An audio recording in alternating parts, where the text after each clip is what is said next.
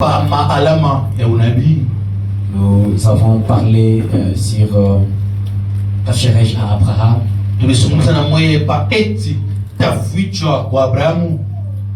avons parlé sur la tribulation. Et on a amorcé les enquêtes. Ce matin, nous parlons sur l'apostasie.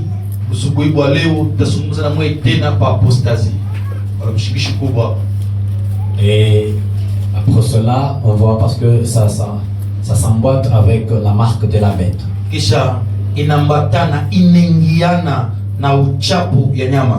On va parler aussi de la marque de la bête. Mais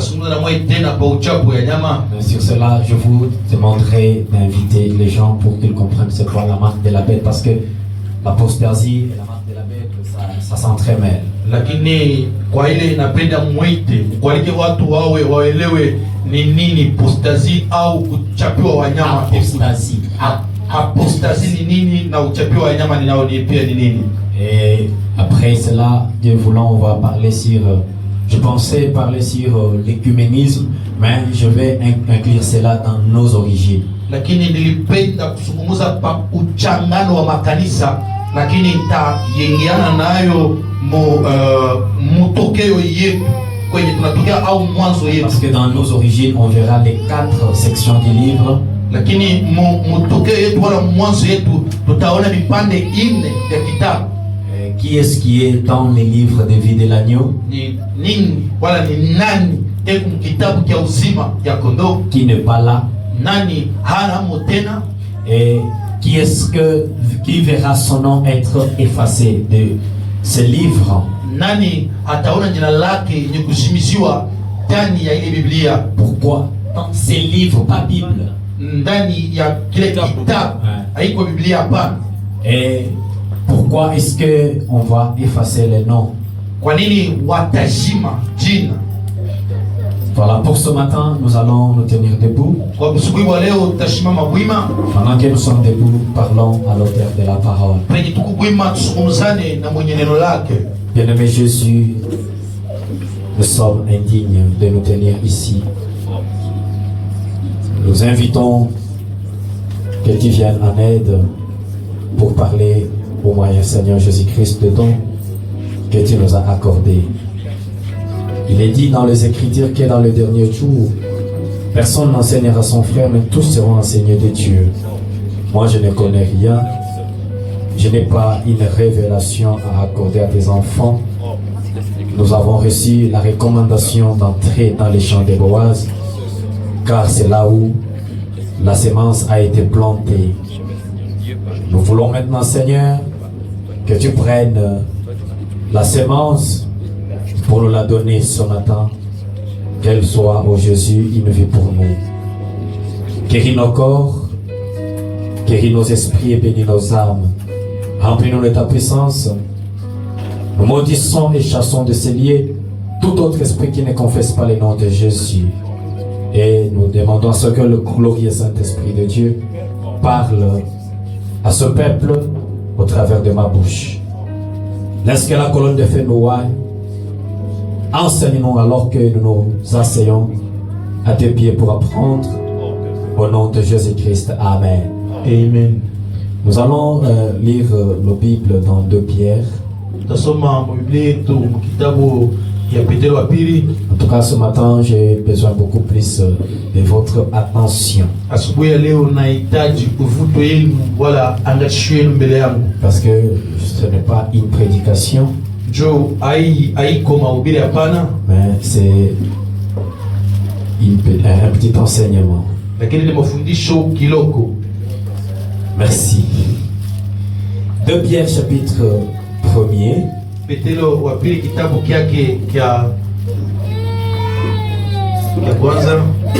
Débutons depuis le 19e verset. Et puis 2 Thessaloniciens chapitre 2. De Pierre, nous lisons au nom du Seigneur Jésus-Christ. Le verset 19 et 20. kistari kyake kya 19 na 12.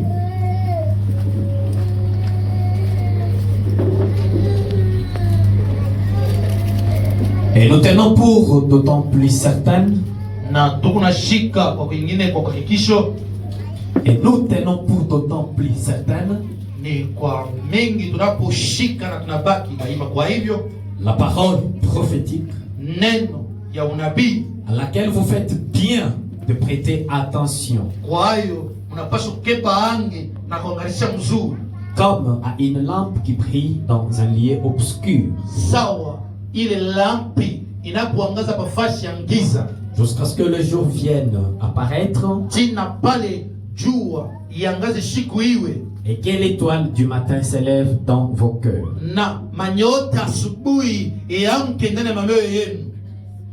Sachant tout d'abord vous-même Mwe benyewe mjue ya kwamba hivi qu'aucune prophétie de l'écriture hakuna hata matabiri moja ya maandiko ne peut être un objet d'interprétation particulière. haiwezi kuwa kishina kya kutafsiri kwako we mwenyewe.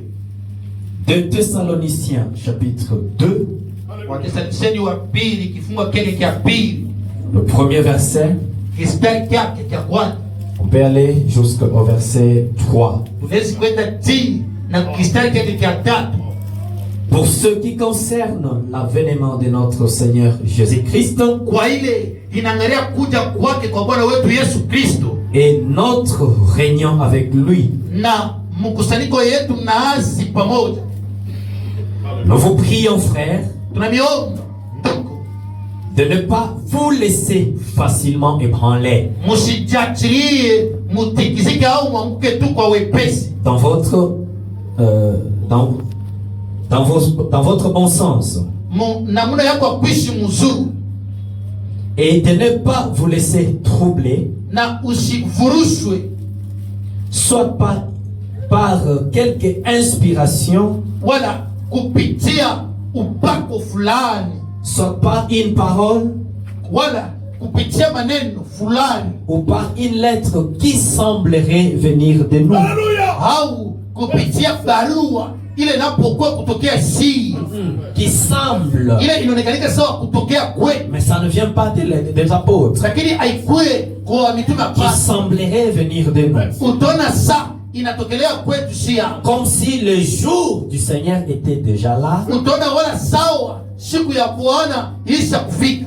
que personne ne vous séduise d'aucune manière, Mtu hata mmoja asimitongoze mnamna yoyote, car il faut que l'apostasie soit arrivée auparavant inabidi mbele hayo postasi iwe mbele kwa kwanja, et qu'on ait vu paraître l'homme impie, na tuone mtu mchafu haonekani kike, le fils de la perdition. mtoto ya utongozi. Que Dieu bénisse la lecture de sa parole. Mungu abariki usomi ya neno lake. Nous allons nous asseoir. Tutaketi.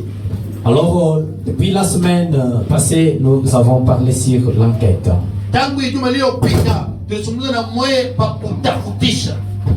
Dieu, avant de détruire Sodome et Gomorrhe, Mungu mbele ya bomoe Sodoma na Gomora, il a pris un corps dans lequel il est entré, Dieu lui-même. akabeba mwili ndani yayo aliingia peke yake ye Mungu. Dieu le créateur. Mungu ule muumbaji. Dieu le tout suffisant. Mungu ule mwenye kujelesha mwili yote. Il est entré dans ce corps. Aliingia ndani ile mwili. Il a pris une autre mode de terre. Akabeba tena matope ingine tena. Il a formé un corps. Akatunga mwili ingine. Il a fait entrer Gabriel. Akaingisha mo Gabrieli. Il a pris une autre mode de terre. Akabeba tena matope ingine Il tena. a formé un autre corps. Akafanya mwili ingine tena. Il a fait entrer Michael. Anayaacha mo Mikaeli. Et ils sont descendus. Na bote batatu bakashuka Ils chini. étaient dans de chair humaine. Batakuwa mwili ya mwanadamu. Parce qu'ils ont mangé. Walikula.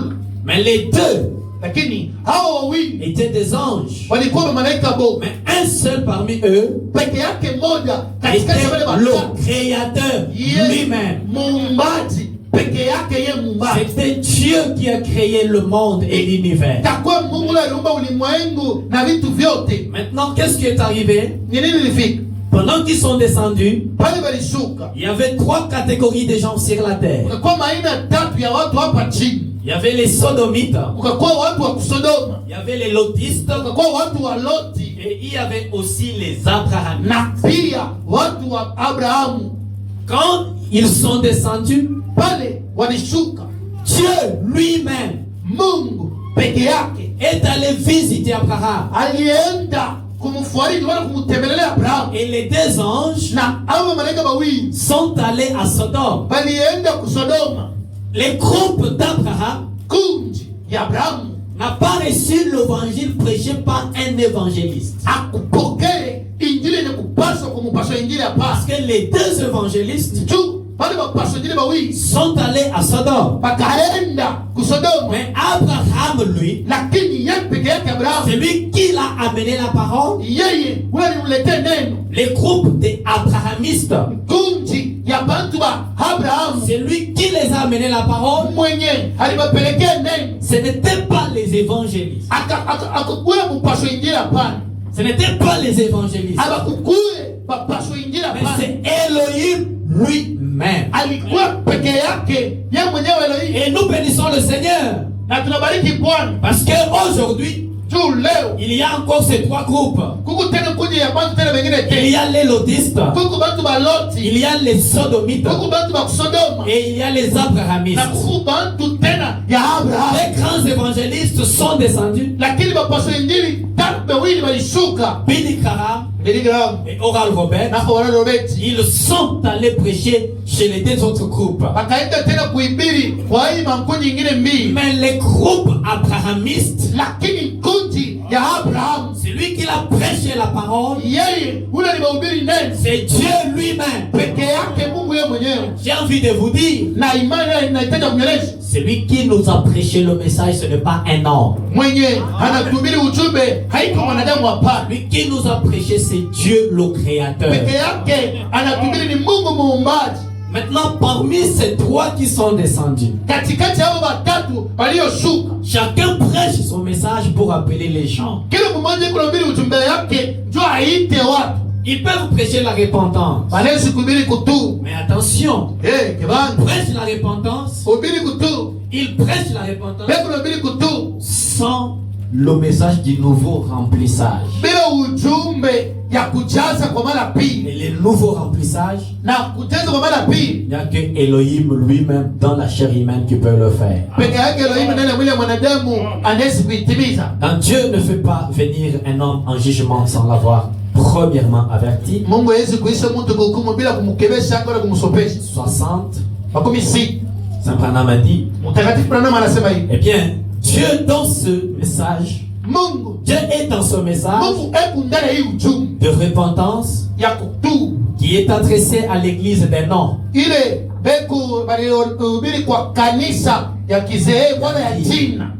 Dieu est dans ce message de la guérison divine Mungu eko ndani ya hii ujumbe ya utunzi wa Mungu qui est adressé à l'église pentecôtiste. ile banapohubiri kwa kanisa ya Kipentekoste, Dieu est dans le message qui est adressé à l'épouse. na Mungu tena eko ndani ya ujumbe ni kuhubiri kwa bibi harusi. L'épouse Bibi harusi n'est pas attirée par la guérison divine. avutiwe kupitia utunzi wa Mungu Et tu hapa. t'amènes à la parole. Nasema bila kuneno, L'épouse bibi harusi n'est pas attirée par la guérison divine. avutiwe kupitia utunzi wa Mungu. L'épouse Bibi harusi n'est pas attirée par la repentance seulement. avutiwe kupitia tu kutubu peke yake. Mais ce qui attire l'épouse, Kenye kinavuta bibi harusi c'est le message du troisième couple. ni ujumbe ya mvuto ya tatu, Là où je pense que les pentecôtistes ont failli. penye nasaidia kuwa Wapentekoste banaangukia. C'est ce qui attire l'épouse. Jo kenye kinavuta bibi harusi. Amen. Amen. C'est pourquoi l'épouse Kwa maana bibi harusi ne peut pas être ébranlée par des petites sensations. ezi kuanguka kupitia machamuko ya Je vous kulebuza. ai dit, Namelesha je le répète, na semununa tena la guérison, utunzu même le pape de Rome, il a ça. hata papu wa Kurumi kuna utunzo naye. J'ai vu une vidéo où il a prié pour un muet. Le muet a parlé. Na ndiona filemu ile anaombea Mungu na Mungu anasema Tout le monde peut prier pour le malade. Mtu yote anaweza kuombea mgonjwa. Mais ils n'ont pas la parole qui attire l'âme. Lakini habari na neno inapovuta nafsi. C'est ce qui intéresse l'épouse. Kenye kinapovuta bibi harusi. Amen. Amen. Vous voyez? Unaona? Nous voyons donc que tous appellent. Na tunaona kwamba popote bale beko naita. L'un appelant celui-ci. Na huyu akaita ule. Celui-ci appelant celui-là. Ule akaita ule mwingine. Et ainsi de suite. Na vile vinapoambatana. Dieu appelle l'église à sortir du monde. Mungu anakualika kanisa iondoke mwa dunia. Appelant l'église à entrer. Na kukualika kanisa ingie ndani. L'église dénominationnelle à entrer chez les pentecôtistes. Kanisa kimazehebu ikuye yaminie mkipentekoti. Et il appelle l'épouse à sortir du pentecôtisme. Na pia anaita bibi harusi atoke mu mafundisho ya kipentekoti. Vous voyez? Unaona nini? Dans Christ est le mystère de Dieu révélé. Kristo ekusiri ya Mungu yenye kufunua. 604. 604. Nous sommes dans un temps dangereux. Tuko mwakati moya mubaya hatari. Souvenez-vous, Mkumbukeni l'Écriture dit, maandiko yanasema hivi. quand ces choses commenceront à arriver, Pale hivi vitu vitaanza kufika. il n'y aura plus de temps. Hakutakuwa tena wakati. Donc tout pourra arriver à n'importe quel moment. Vyote vinaweza kufika wakati yoyote. Quand nous voyons cette manifestation, Na kama tunaona hii kuonekanikika il tire à sa fin. na inaanza kufika kwa mwisho yake. Des tremblements de terre. Kutetemeka kwa bulongo. Avez-vous vu des milliers de personnes qui ont été tuées l'autre jour? Eti uliona wingi wa watu uliuawa hii masiku inapopita. Des tremblements de terre en divers lieux. Kutetemeka kwa bulongo mafasi yenye kuachana. Il est dit Imesemewa de phénomènes terribles maalama ya ajabu dans les cieux, mumbingu, des colonnes de feu manguza la moto qui flottent comme des scoupes volants, na inapotembea sawa kitu kimoja tujue kinatembea. des scoupes volantes. Ils ne savent pas ce que c'est. Atuyue ni nini, Abayoué. abayue ni nini. Mais parce que nous savons déjà. Joshie Ils ne tunayua savent pas ce que c'est. abayue ni nini. Voyez? Mnaona nini? Ils n'en ont pas la moindre idée. Hapana tena wazo ndoko paketi kinapita. Avez-vous remarqué Eti mulitazama les anges qui sont descendus, bamalaika bale walishuka qui ont enquêté sur Sodome bale baleza kachunguza musodoma avant la destruction de Sodome? mbele bapomone barabishe Sodoma. Vous souvenez-vous de ça? Eti mnakumbuka ile mambo? Un groupe d'entre eux est descendu. Kundi ndoko katikati yao iliposhuka Ils étaient à 3. wakakuwa tatu. L'un d'eux est resté avec Abraham. Mmoja katikati ya tatu alibaki kwa Abrahamu. Vous vous souvenez de ça? Eti mnakumbuka ile mambo? Ils étaient des lumières Wakakuwa manuru qui étaient descendues du ciel ile ilishuka kutoka mbinguni pour enquêter en vue du jugement. njoo kuchunguza, njoo hukumu ya kuja. Mais un enquêteur ne peut pas quitter la scène sans avoir donné son rapport, Mpelelezi clôturer son enquête. mpelelezi wala ule kunachunguza esi kutoka kibeta bila kuleta Sans ripoti avoir clôturé son enquête. kama ajamaliza ripoti yake. Quand il termine son enquête, Kama anamaliza kuchunguza kule anaanza c'est là kuchunguza qu'il quitte les lieux. juu pale anatoka kibeta, anatoka penye pafasi. Et les 3 anges, Na hawa malaika watatu Elohim chez Abraham, Elohim kwa Abrahamu a disparu. yeye alipotea, J'ai envie de dire, na imani ile j'ai anaja kusema envie de dire, na nia ya kusema le corps dans lequel Elohim se manifestait sur la terre aujourd'hui mwili ile Elohim alionyesha nayo hapa chini kwa dunia leo a disparu. kisha kupotea. Les corps des 2 anges Mwili ya malaika wote wawili ont disparu. ilisha potea naye, C'est que l'enquête a été bouclée. la kwamba kuchunguza kusho kumalizika, Et ils ont trouvé que les faits sont vrais. na walikuta kwamba sema ile mambo haina iko ya kweli. C'est pourquoi ce matin je parle de l'apostasie. Kwa maana asubuhi ya leo nasungumza na mwe pa apostasie. Dans Luc chapitre 18, Luke 18 le verset 8. kistari kyake kya 8 tena. Ce matin, je vais beaucoup lire la Bible, soyez attentifs. Asubuhi ya leo tutasoma kabisa Biblia, mutege shika kabisa. Munissez-vous de votre Bible. Nawe pia uwe kwa mikono yako na Biblia yako. Luc chapitre 18, Luka 18 le verset 8. kifungwa kyake kya 8 tena.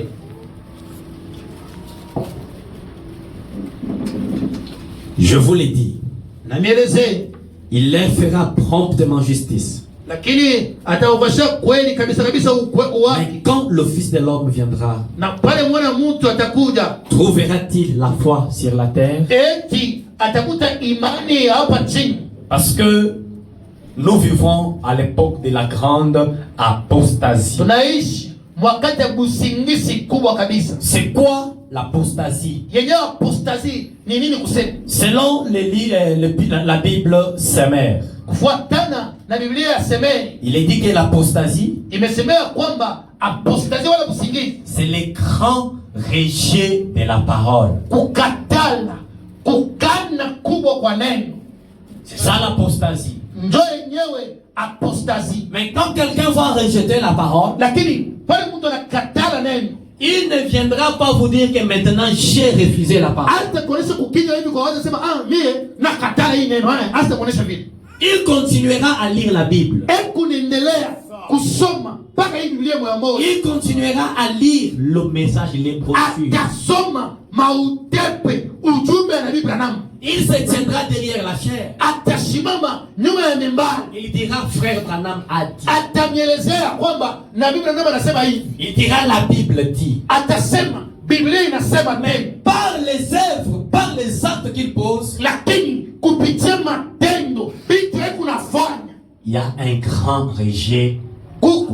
Kukatala kubwa sana kwa neno. Selon la version de la Bible français courant, Kufuatana na utafsiri ya Biblia hii français ya saa yote hii au tunasema kitu ya il est dit que l'apostasie c'est la révolte finale. Lakini yeye anasema kwamba apostasie ni utombosho ya mwisho.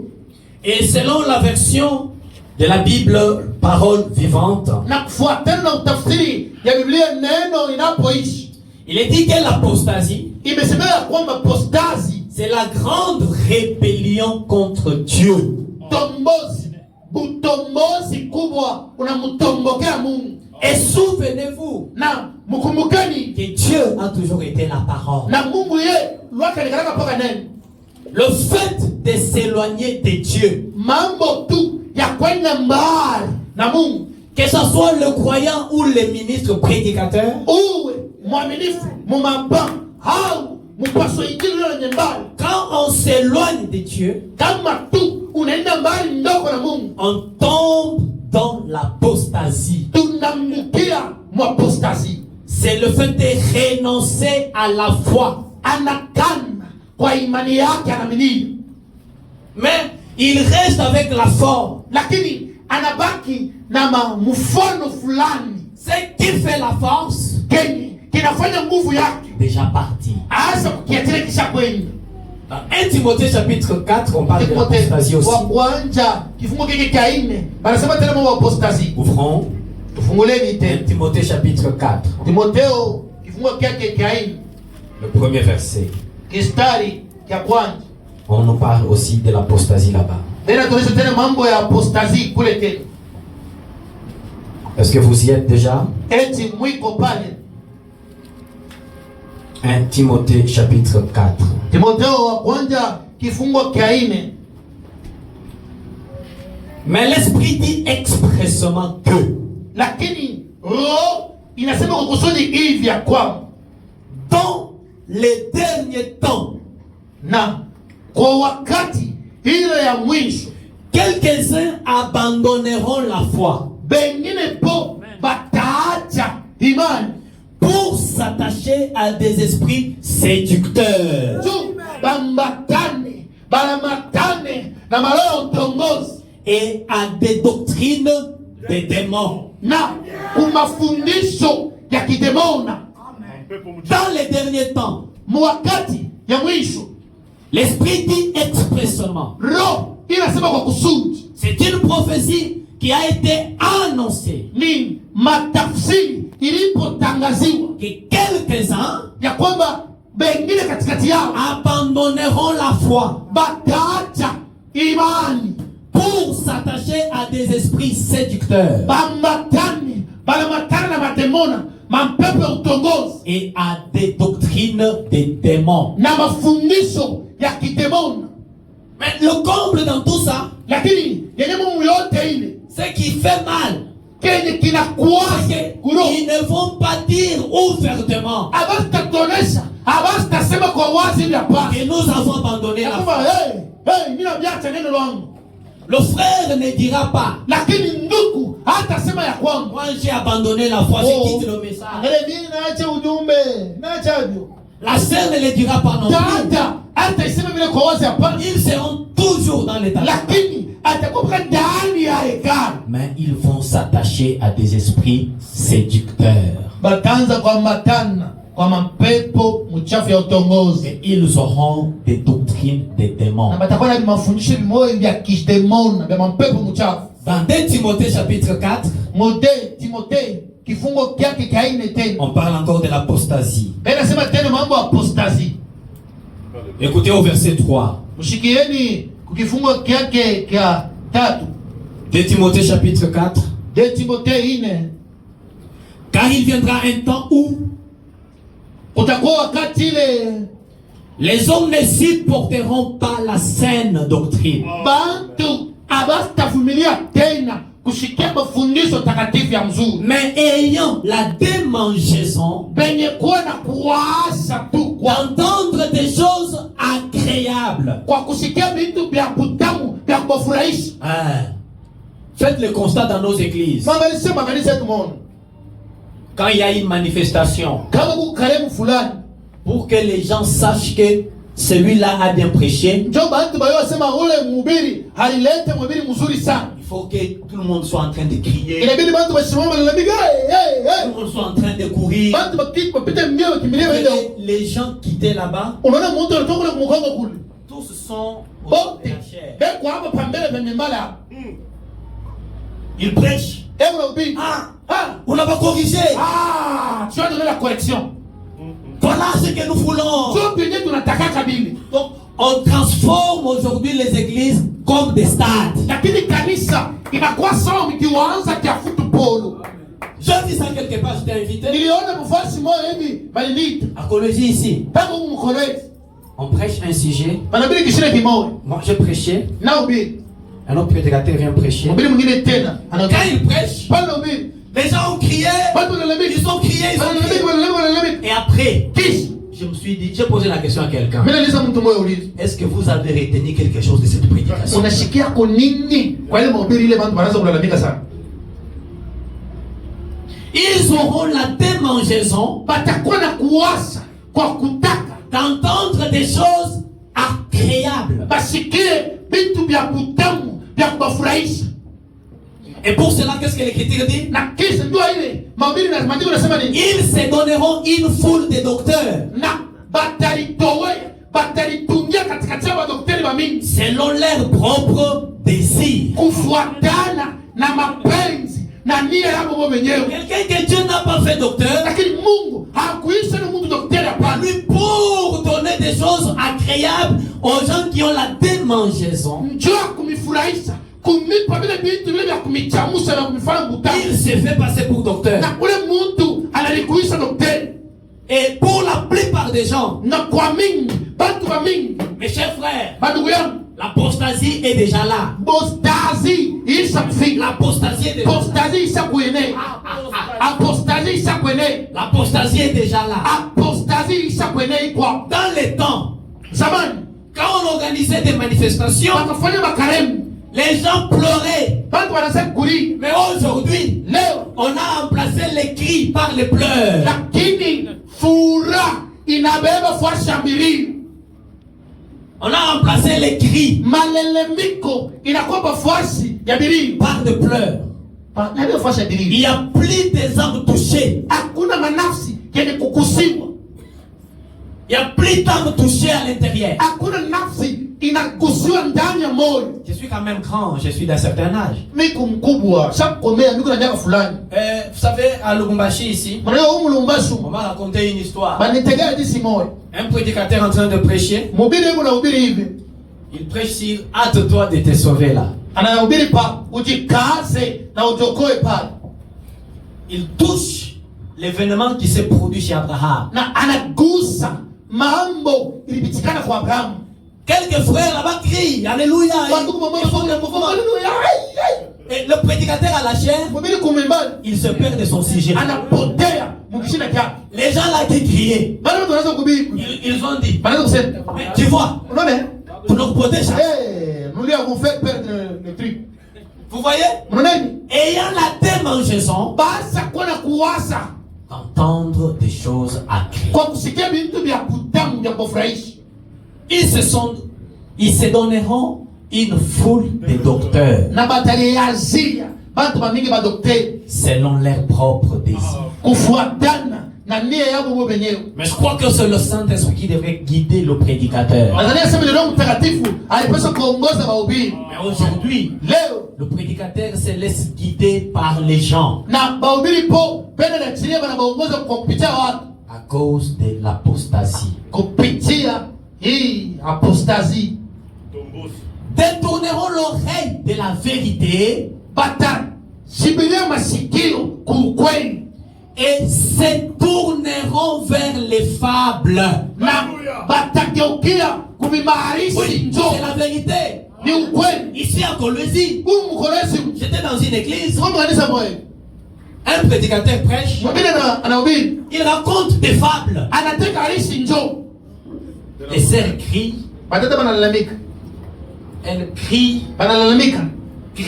elles rient. banacheka.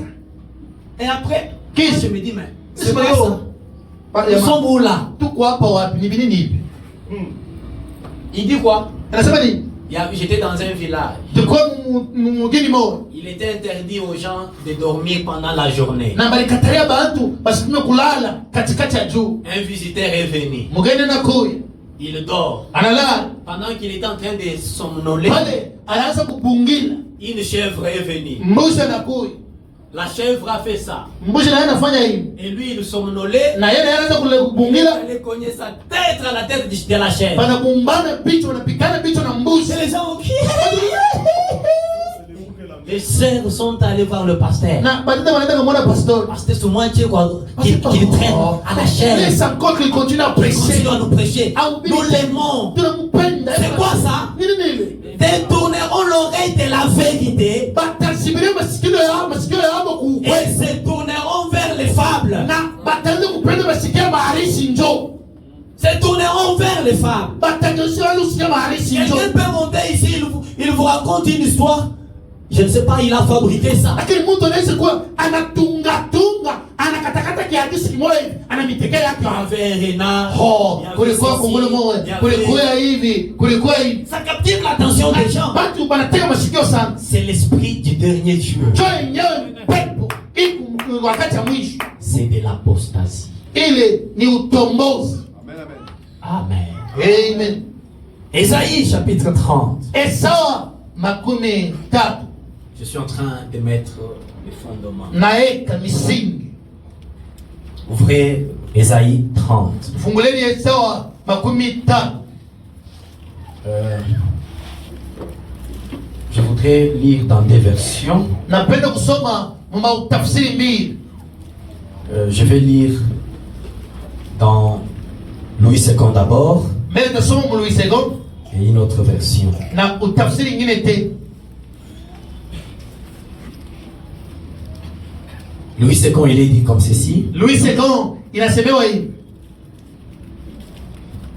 Le verset 8. Kifungo chake cha 8. Va maintenant, Wende basi écris ces choses devant eux na andika hivi vitu mbele yao. sur une table Uandike pamajiwe et grave-le dans un livre, na uikobeke mukitabu. afin qu'elle subsiste dans les temps à venir, Nzu ibaki ti na masiku akuya mbele. éternellement et à perpétuité. d'éternité. ibaki milele bizazi na bizazi. Car Njuu c'est un peuple rebelle. ni taifa tombozi, Ce sont des enfants menteurs. ni batoto beko na bongo, Des enfants qui ne veulent point écouter la loi de lakini l'Éternel. batoto bataki kushikia sheria ya wa milele. Qui disent aux voyants, Na wewe unaonesha kwa baonaji, dans votre Bible, il est dit qu'ils disent aux voyants. Mais dans une autre, il est dit aux prophètes. wengine yo wasema manabii. Et souvenez-vous, le prophète dit, Na mkumbuka nabii anasema hivi, un prédicateur dans le Nouveau Testament, c'est un prophète. lakini mhubiri mwagano mpya ni nabii. Vous avez déjà lu ça? Mshakusomaka ko Ils disent aux voyants, aux prophètes, wewe unaonesha kwa baonaji wala manabii. ne voyez pas. Ngeli ya moneni Et aux prophètes, eti ona kwa manabii. ne nous prophétisez pas de vérité. Angalia, msitabiri maukweli hapa Ne chini. nous prêchez pas de vérité. Msitubiri maukweli hapa. Dites-nous des choses flatteuses. Lakini mtudanganyeko, mtuoneshe vitu vya kutufurahisha. Dites-nous des choses flatteuses. Mtuoneshe vitu vya kutufurahisha. Prophétisez des chimères. Mtabiri mabongo. Prêchez-nous des choses qui nous flattent. Lakini mtubiri vitu vile vinahapo Frère, tufurahisha. si tu me dis des choses qui me font du bien, Na kama unaonesha vitu vile vinanifurahisha, tu mérites ma dîme. lakini chakumi yangu utaikula wewe. Dites-moi des choses qui me flattent. Wewe unaonesha vitu vile vinahapo nifurahisha. Prophétisez des chimères. Mtabiri mabongo. Maintenant, dans la version Mutafsiri. parole de vie, Neno ya uzima il est dit, imesemewa tena. Isaïe chapitre 30, Esawa makumi tatu. écris ces choses sur une tablette. Andika hivi vitu kwa madibwe, Écris-les aussi sur un document pia uviandike tena pakaratasi wala mkanda fulani devant les gens de Jérusalem. mbele yao watu wa Yerusalemu. Dans l'avenir, Mu masiku akuja, cela servira de témoin pour toujours. ile itasaidia wa kushuhudia njua milele. C'est un peuple désobéissant. Ni taifa ile aina na heshima itia. Ce sont des menteurs. Aba ni bantu mabongo, Des gens qui refusent d'écouter l'enseignement du Seigneur. bantu wale wanakatala kushikia mafundisho ya Bwana. Ils refusent d'écouter l'enseignement du Seigneur. Wanakatala kusikia mafundisho ya Bwana. Ils veulent des chimères. Wanapenda Écoutez. mabongo balande. Ils disent aux prophètes, Wameza manabii, n'ayez pas de vision. mshikwe na maonyo huko. Ne nous annoncez pas ce qui est vrai. Msitutangazie vya kweli hapana. Comment toi tu nous prêches mal enlèvement, mal Wewe enlèvement? vile vile unyenyewe. On a déjà parlé de ça. Lakini chos vile vile wasa kutumiri sana. Mais jusqu'aujourd'hui, Tina leo te. c'est comme un frère a chanté. Iko sanduku moja elimu. On nous disait que oh, ne vous mariez pas Baada utaanza sema mshowe hapo sasa. parce que Jésus va venir. Ndio Yesu anataka kuya sasa hivi. Nous sommes devenus des vieux.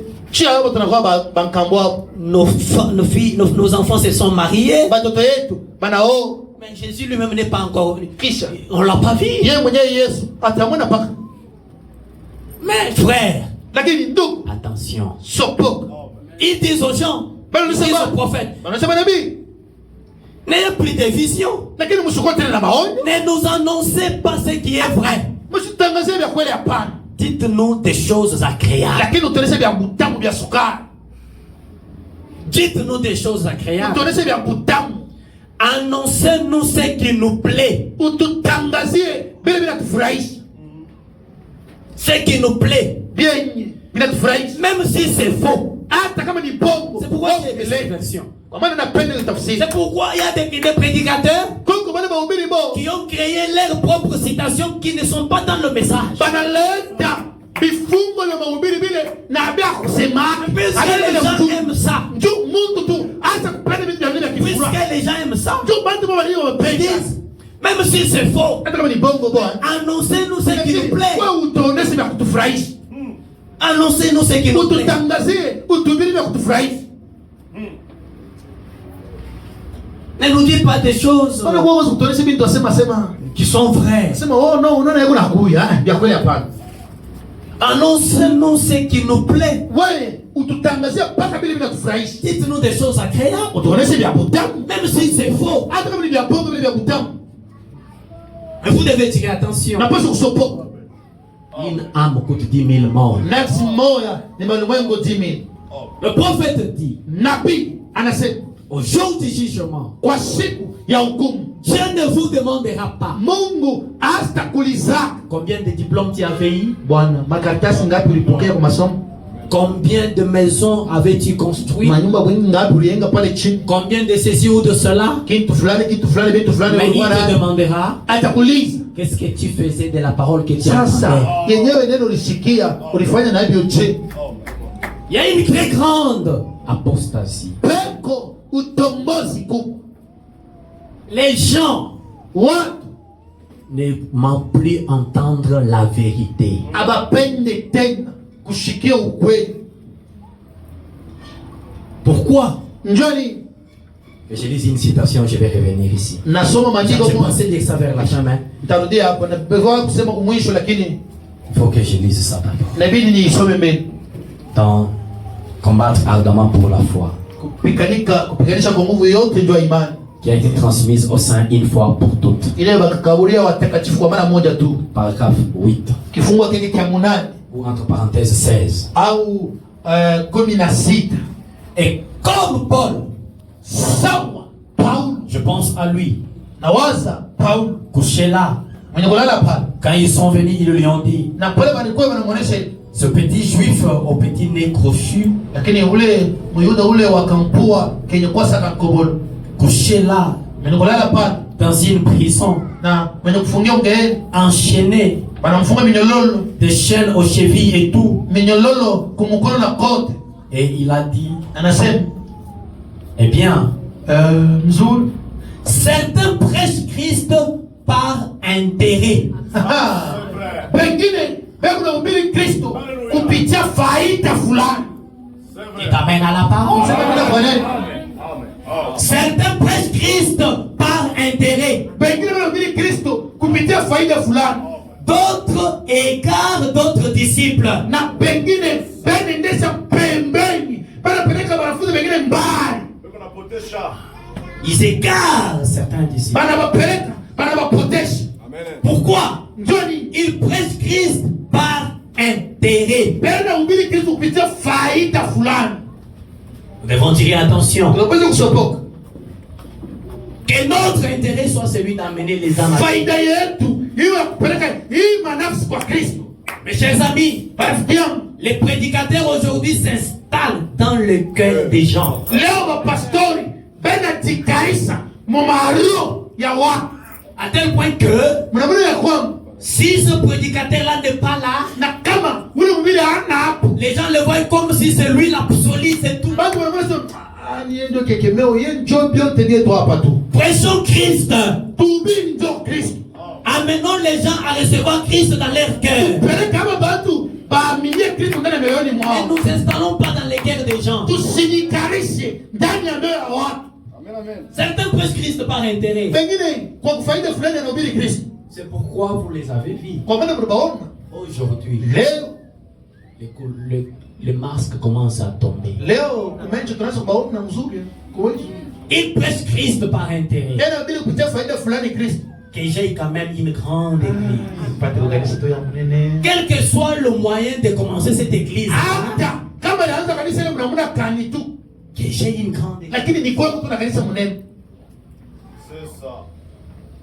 Et ils attirent les gens. Na banakukota, banavuta watu. Viens chez nous. Kwa huko kwetu. Je connais un pasteur qui est prêt à donner l'argent. Na leo Il dit que pasteur vous soyez dans son église. Ye atakupa hata hela wao kwetu mkanisa. Il prêche Christ par intérêt. Bana vile Kristo kupitia faida fulani. Amen. Amen. D'autres égarent d'autres disciples. Pengine banapoteza wanafunzi wengine. Et aujourd'hui, des églises sont devenues des boutiques. Lakini leo makanisa yanakuwa ni makiosk. Quelqu'un sans ministère, Mtu ana hata na utumwa yeye mwenyewe. tu as été au pied de qui? Wewe. Unaweza kumikula nani wewe? Qui t'a enseigné la parole? Nani alikufundisha wewe neno Tu te wewe? lèves parce que tu as retenu 3 citations. Unalamuka tu, nzuri soma, unakamata mkito maandiko 3. Yeule ananja kanisa. Lui voilà, en plein milieu pour massosi son église. Parce qu'il a retenu 3 citations. Surtout, asa kubamba maandiko 3 mkini. Et cette église-là, il a commencé comment? Na ile kanisa anaanza je? Il part appeler les gens de son village. Anaita bakia kwetu bakumukili yao. Il appelle les gens de son village. Anaita bakumukili yao. Non, venez, venez, Hey. venez. Ikuye. C'est l'apostasie. Ile tena ni utombozi. C'est quoi l'apostasie selon le prophète? Utombozi ni nini kufuatana na nabii yetu? Je suis dans le message des livres de vie de l'agneau. Miko mahubiri kitabu kia uzima ya kondoo. C'est un message prêché le 3 juin 56. Le 3 juin 1956 ujumbe walihubiriwa. Le paragraphe 43. Kifungo kyake kia 43. Écoutez très bien. Ufuateni mzuri. Remarquez, Tazameni la marque de la bête, chapa ya nyama c'est la marque d'une apostasie. ni kuchapiwa kwa kutomboka kukubwa. La marque de la bête, Kuchapiwa nyama c'est la marque d'une apostasie. ni kuchapiwa kwa utombozi, C'est le fait de rejeter la parole. ni kukatana neno. Les gens pensent que la marque de la bête, on viendra avec un sceau écrit 666 et on va vous apposer sur le front. Batakuwa na kitu fulani kashe fulani basa kuandika sasa sisi. Mais attention! Hey, tamam. L'œil de l'aigle dit, Licho ya mtai inasema la marque de la bête, japo ya nyama c'est la marque d'une apostasie. ni utombozi, uchapio ya utombozi. Quand vous commencez à renoncer à la foi, Pale unakana, unaachilia imani quand vous commencez à relâcher, na unaachilia vya kanisa. est-ce que nous sommes ensemble? Eti tuko pamoja. Quand vous commencez à relâcher, Unaachilia hako vile vitu takatifu, tu reçois la marque de la bête. utapokea uchapu ya nyama. Quand tu commences à rejeter la vérité de la Pale parole, unaanza kukana ukweli ya neno. remarquez, Natazameni la marque de la bête, uchapu ya nyama c'est la marque d'une apostasie. ni kuchapiwa kwa utombozi kuu. Le diable, Shetani, les œuvres du diable. matendo ya shetani. Jésus a-t-il dit, Yesu alisema par leur appartenance à l'église? eti ni kwa kuwa kwa kanisa yao, ubamendo wa kanisa. L'assemblée répond non. Kanisa sema asikuseme vile. Par leur théologie? Eti ni kupitia mafundisho yao. L'assemblée des Fébanam répond non. Kanisa yanayobeba nasema hapana. Par leur expérience du séminaire? Eti ni kupitia kwa kuonja kwao kwa mafundisho yao. Non. Hapana. Vous les reconnaîtrez par leurs fruits. Lakini mtawatambua kupitia matunda yao. Amen. Maintenant, Na hivi sasa le fruit du Saint-Esprit, matunda ya kiroho c'est donc l'amour, ni mapendo, kusema la joie, furaha, la paix, amani la longanimité, na kuishi mzuri, mapendo, la bonté, wema l'amabilité, na kupendana, la patience, uvumilivu, la douceur. upole.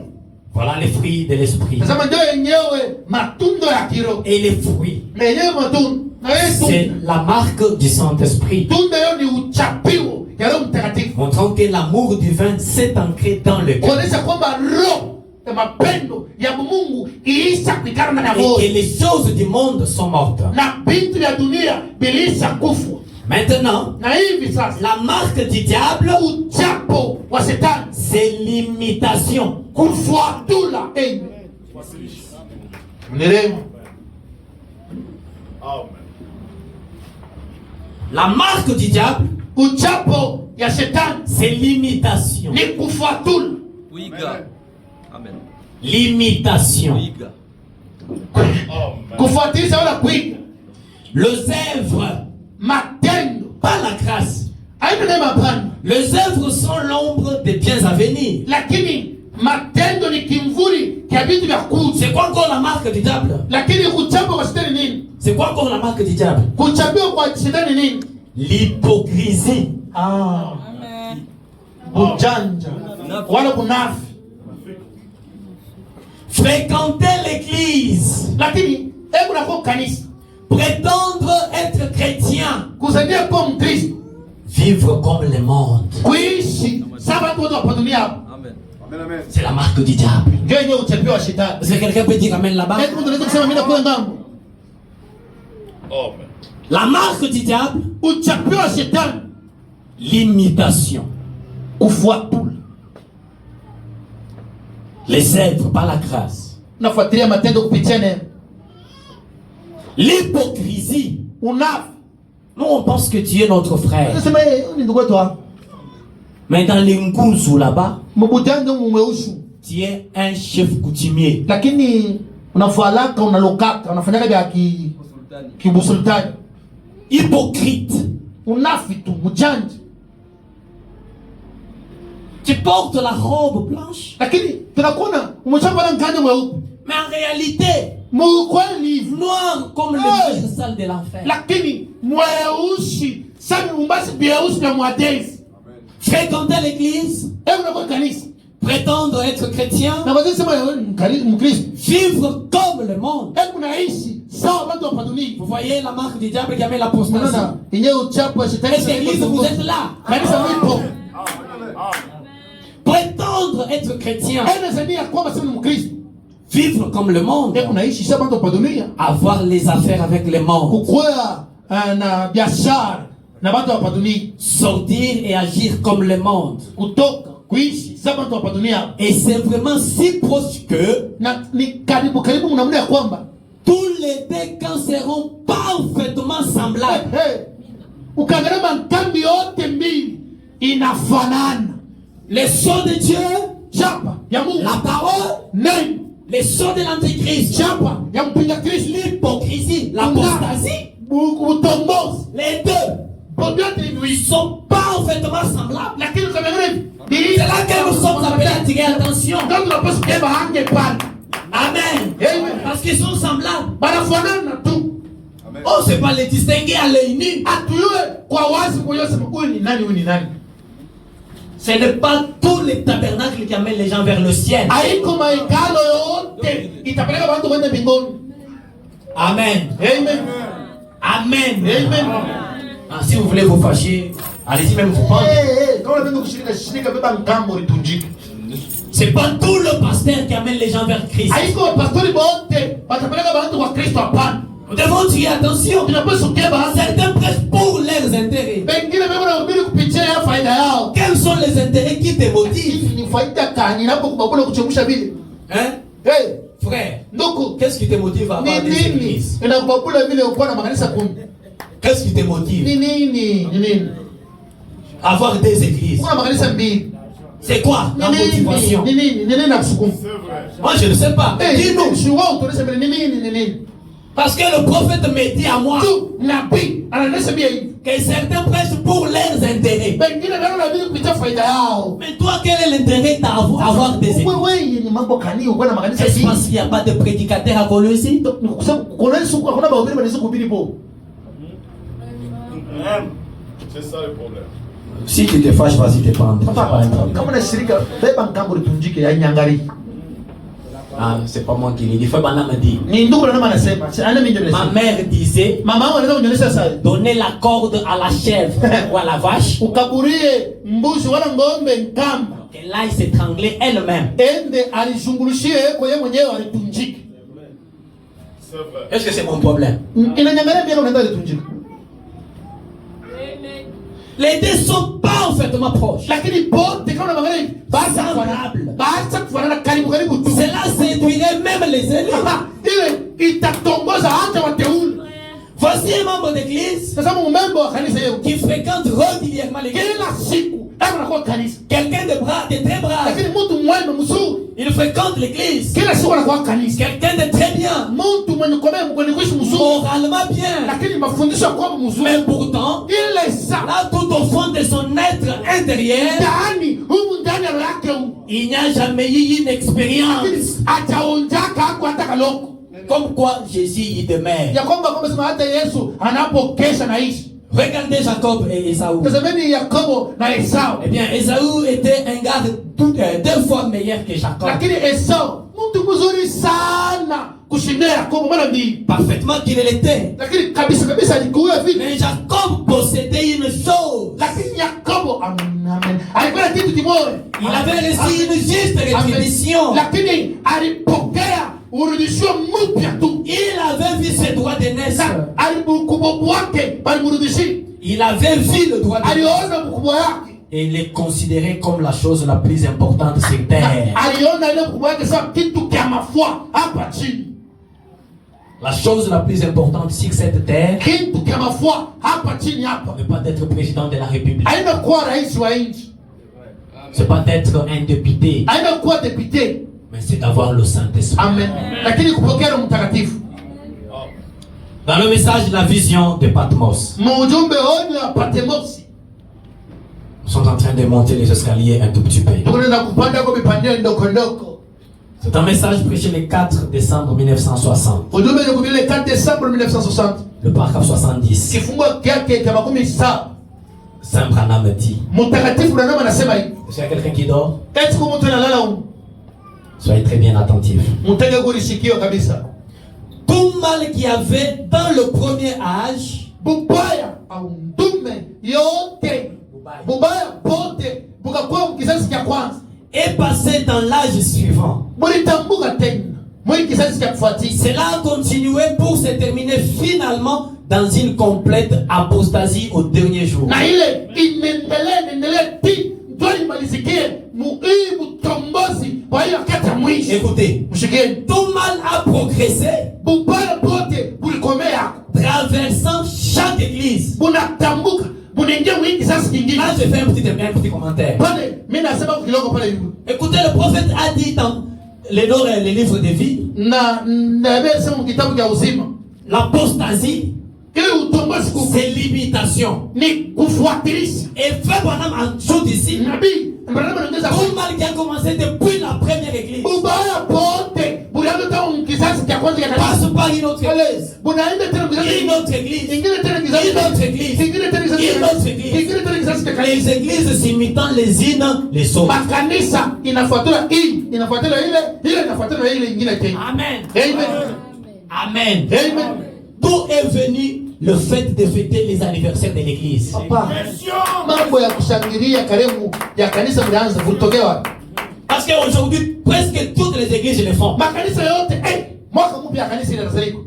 Ils ont vu une église quelque part le faire. Waliona kanisa fulani ilifanya na matengenezo. Et aussi, sans soubassement, Bon, bila misingi, sans bila pa base. kuikalia. Donnez-moi une citation. Wewe unipe nafasi nabii anaandika.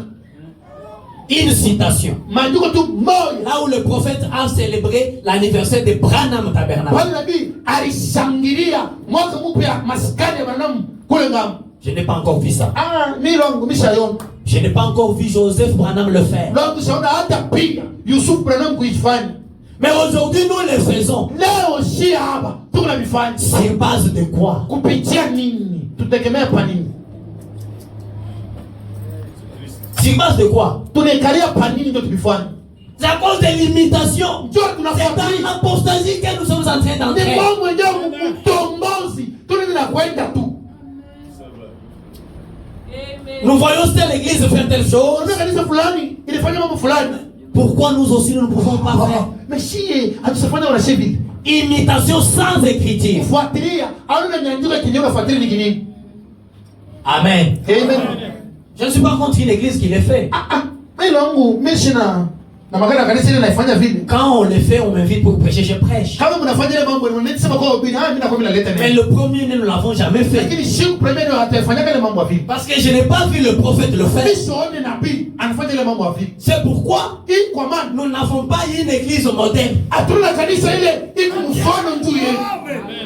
Je répète, Nasi mna tena. je n'ai pas une seule église moderne. Mimi sina na kanisa pale mimi nafuatilia hapa mimi nafuatilia. Notre modèle, c'est le message. Mfano yetu ni ujumbe ndio. Amen.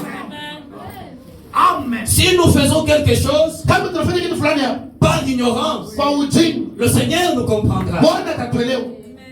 Mais si nous le faisons, Lakini kama tunaifanya connaissant que nous connaissons la vérité, tunajua sema nini? Tunaelewa ukweli là ni c'est autre ile chose. ni mambo ingine ndio. Amen. Hey. Amen. Amen.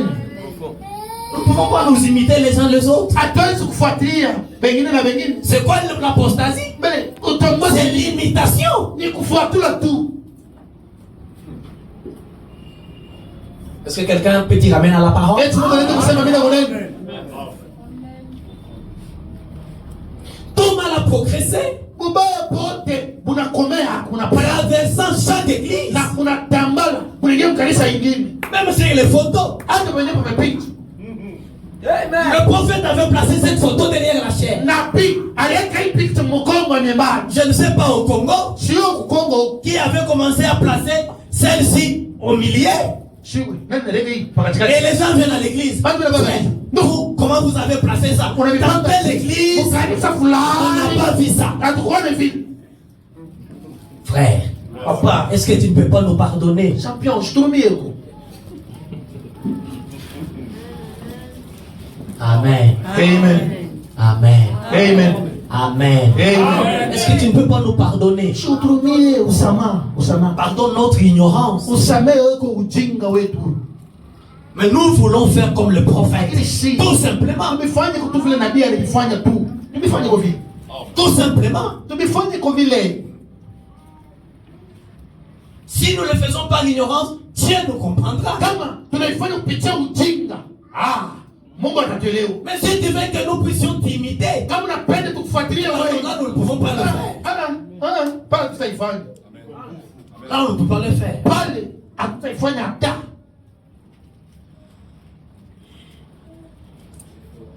Aujourd'hui, mes chers amis, Leo marafiki yangu, les choses que nous condamnions, vile vitu tunataka kuhukumu, nous, les églises du message, shie makanisa mjumbe huu, nous sommes allés entrer là-dedans. tuko ndani tunaingia na shie.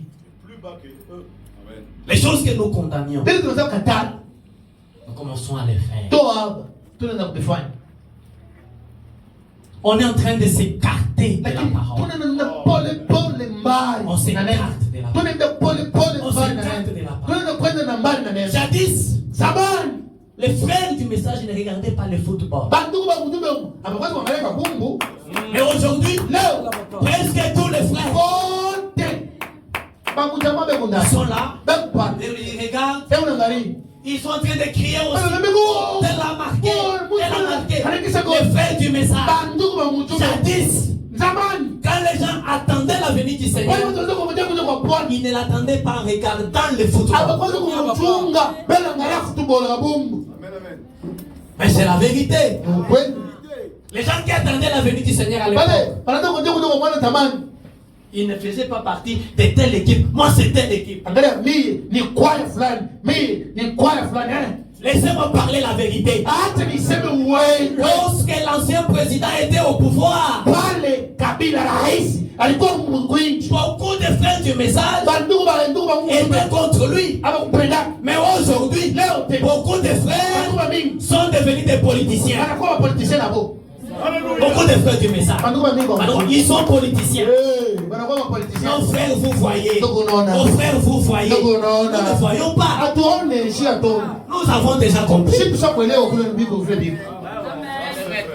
Quand l'apostasie vient, Pale utongozi na le kule. diable ne vient pas comme ça pour te dire je t'éloigne de la parole. Shetani hata kwa sababu mimi nakupeleka mbali na neno. Mais il commence à t'éloigner petit. Lakini pole unaenda kwenye pembeni. Des choses que tu condamnais, Bile unaanza kukumu. tu commences à les trouver normales. Mama ile biku sawa.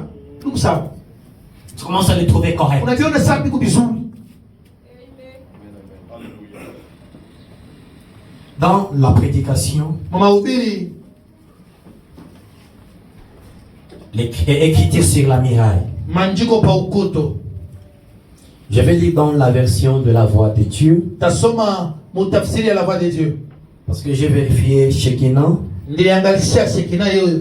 Apparemment, il n'a pas tout le paragraphe. Ana na kile kifungwa kyote kishima ana nake. Ici, ça va jusqu'à 100 quelques. Hapa inaenda tena mia na vya kupata yu. Mais dans la prédication de Shekinah, c'est 70 paragraphes. Yo kushekina kwa inasimamia pa 70 inasimamia pale. Le paragraphe 116, le prophète dit. 116. Nabii anasema hivi. On peut aller jusqu'à 117. Tutaenda ti na 117. Et aujourd'hui, Na leo Nous avons dansé les rock'n'roll. tunacheza ndombolo. Nous avons tourné nos enfants vers des chaînes de télévision et des émissions non censurées. Leo tunapeleka watoto yetu kumbele ya Nollywood na hivi vyote novelas. Voilà. des chaînes de télévision non censurées. tuko pa novelas na Nollywood. Nous avons laissé nos tables et tout se remplir de sales histoires d'amour et de sexe. Lakini tunaacha pa mameza yetu tunaweka matapi iko na vitu vinaonyesha banamuke mauchi na vile vinapobaki. Pas seulement sur les tables aujourd'hui, Aina pa mameza leo hapana. dans les téléphones. Musimu. Quelqu'un qui se couvre dans les draps, Mundu ya ule ndani anafuchika en mudra. train de regarder des sales histoires. Ego naangalia bubumbavu. Est-ce que vous pensez que vous êtes encore dans la parole? Wewe unaweza sema kwa maneno. Est-ce que vous pensez que vous êtes encore dans la parole? Unaweza sema kwa maneno. La chose que tu condamnes. Bile unaweza kuhukumu. Vous savez, mes chers amis, Mnawe ndugu yangu. nous avons oublié la règle des 3 singes. Tuna sabu kanuni ya aba makaka tatu. Qui en fait encore? Qui en observe encore? Nani unafunga kinywa? Nani anashikilia Ne dis pas le masikio? mal. Nani anafunga macho? Ne dis pas le mal. Usiseme Mais vibaya. aujourd'hui, si nous apprenons que tel a fait Leo ça, tukayua tusema fulani anafanya hivi.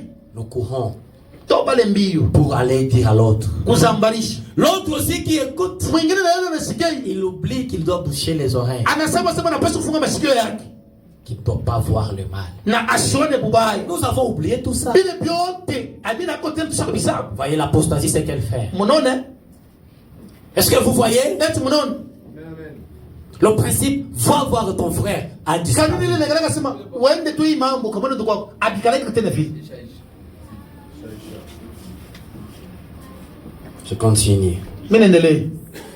Que Dieu m'aide, que j'arrive à un certain niveau. Mungu anisaidie nifike mwato fulani. Parce que le temps, je vois comme si ça commence à filer. Wakati mimi naona nini na kuchomoka sana. Il dit, Anasema nous avons laissé nos tables se remplir de sales histoires d'amour et de sexe. tunaacha mapikcha kubibumbashi yenye kuyaziwa na mabitu ya buchafu na mauti na vyote Au lieu de la parole de Dieu. kuliko neno la Mungu. Il n'y a pas un enfant dans cette ville qui n'en sache pas plus lancir Arthur Godefroy. Hakuna mtoto muhimuji anayua fali kushindia bado asashwa fali hapa pota. Il est ça. Mnamfamia Elvis Presley au Elvis Presley ou sur Pat Boone au Pat Boone ou sur David Crockett au kwa David Crockett, qui n'en savent sur Jésus-Christ. lakini banayua bya bale bantu kushindia bya Bwana Yesu Kristo. C'est direct, mais oh, c'est vrai. Lakini ndapika pale peko na uma kile nasema ni ukweli. Saint Branham me dit, Mtakatifu Branham anasema hivi, ce n'est pas étonnant aishangaishi qu'il y ait cette apostasie uwe utombozi au kwa utombozi tunaona, et qu'en savent le pasteur. lakini pastor nayo ni nyamu Ils ne savent pas quelle en est la cause. ambayuwe binatokea kunini. Ce sont eux qui en sont la cause. Lakini ni po pa pastor ndio wanaleta hii utombozi. Parce que si on trouve le pasteur dans des choses que lui-même condamnait, Na kama tunakuta pastori mbele vitu yangu mwenyewe anataka et il commence à le pratiquer, na hebu nifanye kwa wazi. comment auras-tu le courage Sasa atakuwa na utari d'aller encore attaquer ça un jour? ende apige hapo tena sana Mais Tété voudrait que lakini utaratibu naomba passer derrière la chair, kupita kumgoma nyumbani quitte à l'assemblée. oneshe kanisa Mes chers frères et sœurs, anaomba pendo je ne savais pas. siku yake. Mais pardonnez-moi, maintenant je comprends comme ça. Lakini hivi mimi naona vitu piko ni hivi, Mais quand vous faites le contraire, na kama umefanya hivi, que Dieu nous vienne en aide. Mungu atusaidie kwa tu. Que Dieu nous vienne en aide. Mungu atusaidie kwa tu. Oui, mes chers frères, que Dieu nous vienne en aide. Bantu kwa Mungu atusaidie. C'est les pasteurs qui sont la cause de l'apostasie. Lakini mapastori ndio penye wanaleta hii utombozi yote tunaona. Parce qu'ils veulent plaire aux gens. Banapenda kufurahisha bantu. Non, ne nous prêche plus sur la vérité. Subiri kwa ukweli. Prêche-nous telle chose. Wao tubiri kitu Telle fulani. chose. Kitu fulani. Pour ce qui est de ma dîme, Kwa ile naangalia chakula yangu. je vais te la payer. Papa, utalikulia. Ayant la démangeaison Penye kwa na kuwaasa. d'entendre des choses agréables. Kwa kusikia vitu vya kutaka kufurahisha.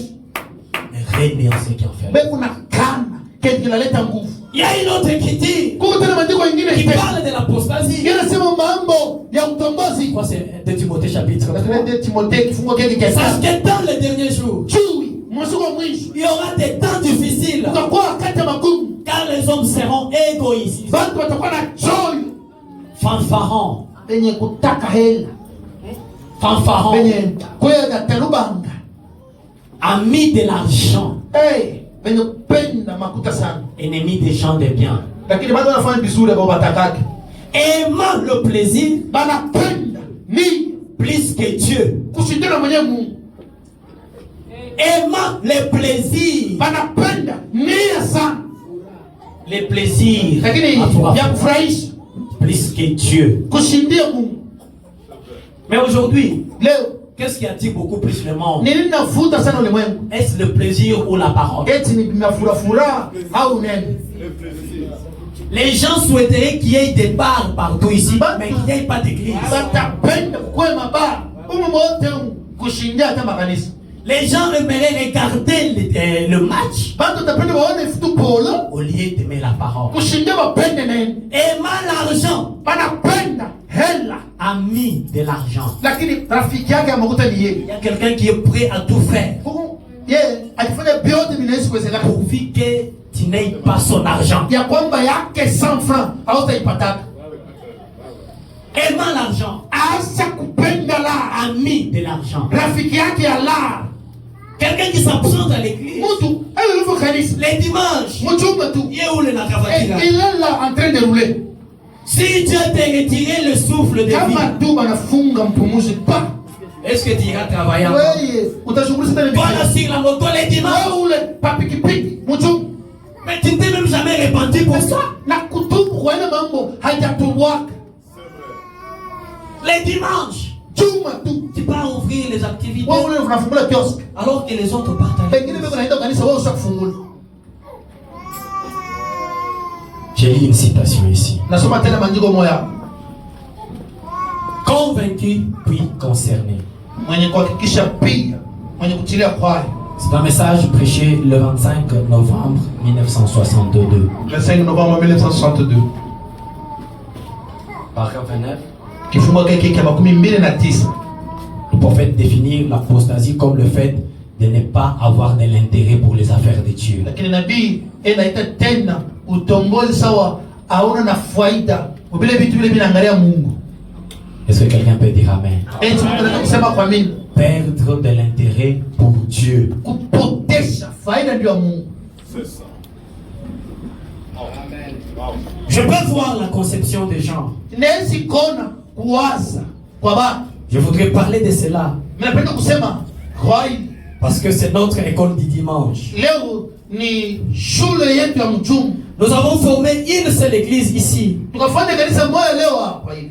Deux groupes mais un seul peuple. Lakini kundi mbili lakini taifa moja. Je peux expliquer cela. Mimi tatafsiri hayo. Il y a une apostasie. Peko fujo mvurugo tombozi. Une apostasie. Utombozi ku Et l'apostasie na yenyewe utombozi a entraîné un manque d'intérêt. na inapeleka kipande kinene cha kukosa faida. Tu n'as plus d'intérêt pour Dieu. Hauna tena faida kwa nini unaangalia Mungu? Venez à l'église, Kukoa kanisa tu ne viens plus. au kuye Donc tu n'as plus d'intérêt pour les affaires. faida kwa vile mimi naangalia mambo Mungu aone nayo. Tu viens à l'église seulement les dimanches. Wewe unakuwa kanisa mpaka mchungu ndio mwenyewe unakoya. Tu n'es pas engagé pour dire que on va t'affourcher mon cage. Abakubebe kukazi. Mais tu es là en train de te déambuler. Unataka kulitafutishaka tu unatafuta. Un chrétien, Mukristo tu viens à l'église seulement les dimanches. wewe mpaka mchungu ndio tunakuona. Tu n'as pas d'intérêt Hakuna faida Pour les affaires de Dieu. kwa vitu vinaangalia Mungu, makazi ya Mungu. Est-ce que vous voyez l'apostasie? Mnaona utombozi? Est-ce que vous la voyez? Unaona vile hii? Est-ce qu'elle t'a déjà atteint? Ishakukamata kwa wewe? Est-ce qu'elle t'a déjà atteint? Isha kukushika hako na wewe? Vous savez, des fois j'apprécie nos mamans du village. Sasa nini ndio tapaka au mama wetu wa kumigini hapo? Quand elle met au monde, Kama nazaa elle n'attend pas avoir un nouvelles ensemble pour partir à l'église. Pastor chunga ba muje spare. Aba muje ni ndio kwa kanisa. Mais nos sœurs de la ville, Aba bagada yetu ba mtauni. kama anachukua mimba, Et si seulement elle tombe grosse, elle a la grossesse. elle commence à s'absenter à l'église. Ukanisa anaanza kulofu. Comme si la grossesse devenait un obstacle pour Dieu. Utanisa mimba inakuwa ni kukwazo kwa Mungu. Après, comme Anazal, Et puis, si seulement il met il en faut forme, qu'elle fasse 2 mois. elle a pas faire dans neige, Je me mais pose la question, qu'est-ce qui justifie ça? ni mambo kani. Pas d'intérêt. Hakuna faida tena. Si tu ne veux pas à l'église, non, vous voyez, l'enfant n'a pas encore. Mais Aya ni tena miezi. cet enfant n'a pas encore quand il est venu Oh, mais ule mtoto tu y vas avec au marché. Écoutez, je vais vous lire une citation, peut-être la semaine prochaine. Sasa mzungu jume. Frère Branham dit, Ndugu na nasema. mes sœurs, écoutez, Badada et les mshikie. frères aussi, Na wewe bantu mshikie. les petites choses que nous négligeons là Kuntu bitu kiloko. Kuntu na sulaka. ont une très grande importance pour Dieu. Tungu na mafua sana kubwa njoo Mungu. Pas de manque d'intérêt. Hakuna faida. Manque d'intérêt. Hakuna faida. C'est vrai. Manque d'intérêt. Faida haina. Quand je regarde nos églises aujourd'hui, Pale na makanisa yetu je leo. me dis, mais nous sommes déjà en plein là-dedans. Tuko ndani. Dans la grande apostasie. Tuko ndani. Mwe mvurugo kubwa mkulu yetu. Le frère peut travailler, Ndugu anaweza kutumika hivi. même s'il est malade. Hata kama magari Ma magonjwa. soeur peut travailler, Anaweza kutumika. même si elle est malade. Hata kama mgonjwa. Mais une petite fière. Lakini tu maungu inapanda mboto. Ah, je ne peux pas partir à l'église. Kanisa kuna namna nyingi. Je suis malade. Wewe niko mgonjwa. Manque d'intérêt. Hakuna faida. Parce que tu penses, tu ne sais pas que dans la présence de Dieu, Dieu peut te guérir. Ndio, mbele wewe mwenyewe unasema mwepo Mungu anaweza kutunza. Parce que tu n'as plus d'intérêt. Faida haina hamu. Jadis, les malades venaient à l'église. Zamani bagonjwa wanatoka ndio kanisa. Mais aujourd'hui, les églises envoient les malades aux hôpitaux. Leo makanisa mwende kwa hospitali tu. Manque d'intérêt. Faida haiko. L'apostasie a entraîné un manque d'intérêt. Lakini utombozi inapunguza hakuna tena faida. Toi, tu viens à l'église combien de fois par jour? Ouais. Par semaine. Mjumbe unakuwa mara ngapi kwa kanisa? Manque d'intérêt. Faida haina. Et quand on est atteint de l'apostasie, Na kama buntombozi kuhusu kutukana. qu'est-ce qui arrive? Ile inafika On reçoit la marque de la bête. unapokea uchapo. Nyama. Et qu'est-ce qu'ils font aujourd'hui? Sasa leo ni nini tena? Qu'est-ce qu'ils font aujourd'hui? Leo inafanya nini?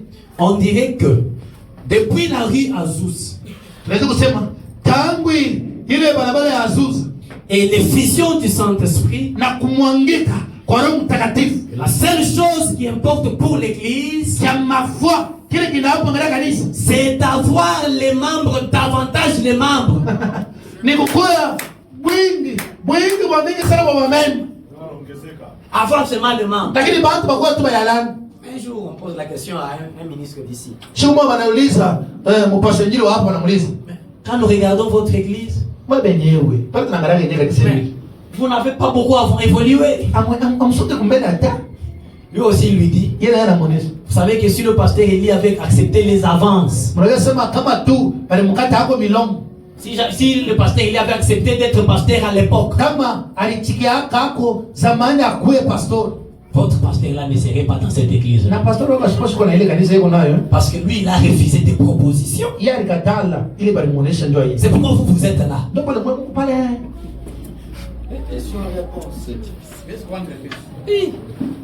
Il y a des gens comme ça. Kumba ndivyo. Pourvu que j'ai seulement beaucoup de membres. Niwe na mamemba ba mingi mingi. Tu as eu beaucoup de membres. Hey. Mais tu as commencé l'église comment? Sasa bamemba unabo ba mingi kanisa ulianza aje? Tu as commencé comment? Ulianza aje? Mais vous aussi les croyants. Mbona mwe Avant d'entrer dans une église, Mbona wewe ndo ayez quand même le courage. Sikuwa na udari. Demandez. Uliize. Dites-moi comment cette église a commencé. Muzazi, unionyeshe mbele kanisa ulianza aje? Oui, parce que si vous ne suivez pas les règles, Na kama kanuni hauifuati. à la fin vous serez disqualifié. Mwisho hata banakuwa pembeni. Mes chers amis, Marafiki yangu, l'apostasie est là. lakini utombozi Et iko. quand on ne tire pas attention, Kama tusopoke on est plat dedans, tuku ndani sans s'en rendre compte. bila hata kujivua sema tuko Et ndani. on va continuer comme ça. Na tutaendelea na hivyo mpaka tuende na kusonga mbele. Que Dieu nous vienne en aide. Mungu awasaidie.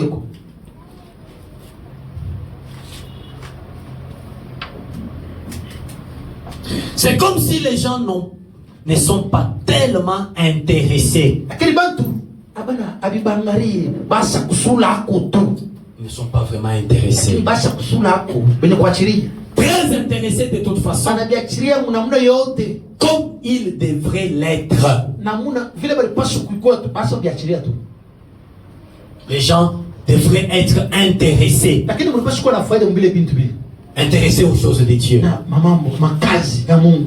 Mais pourquoi vous ne l'êtes pas? Sasa hauna munjani. Parce que l'apostasie vous a déjà atteint. Butombozi kusha kamata. Est-ce que vous pouvez dire amen à la parole? Tunaweza kusema amina kwa neno.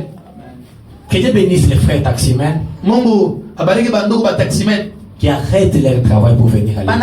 Anakataka kazi yao wanakuwa kanisa. Que Dieu les bénisse. Mungu awabariki. Chaque temps que vous accordez au Seigneur, Kila wakati yote unampa Bwana il les récompensera. atakulipa. Amen, amen. Maintenant, Na sasa hivi l'unique préoccupation que nous avons, mambo moja tu ile tuko nayo mkichwa. ce n'est pas toutes ces réunions pendant la nuit, comme quand je suis resté une fois à l'estrade pendant 8 jours et 8 nuits sans quitter. Lakini ime mkusanyiko yote sa ile mkusanyiko tukakoa nayo nabakia na siku mzima na mchuna mchana munane yote tuko pa yuna nyembani bila kutoka hapo bila kuli. Non, il n'a pas dit bila cour. Il a dit sans quitter. Ah okay. Bila kuondoka hapo.